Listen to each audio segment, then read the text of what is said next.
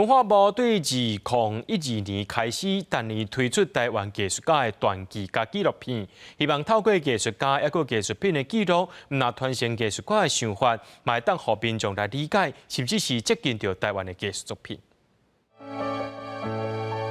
在警察的护送之下，黄土水的作品《甘露水》用车辆运送到国立台湾美术馆。2012年9月2日，甘露水正式交予国美馆典藏。这影像记录是国美馆所规划台湾杰出艺术家纪录片计划，把每一位艺术家所走过的足迹，他一生的思考、思想、他的风格都能够记录下来，不只是让其他的研究者可以有非常丰厚的一些资料。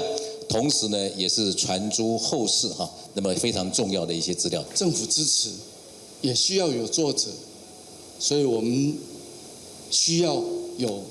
越多的艺术史家、艺术理论家、艺术评论家能够参与。 国美馆的美术家传记加纪录片计划，今年出版10本册甲5期纪录片，为2012年开始规划，到今也累积161本册加56期纪录片。导演表示，希望会使透过影像，互民众通亲近艺术，莫感觉艺术是高贵、无多接近的代志。艺术它也是一个庶民。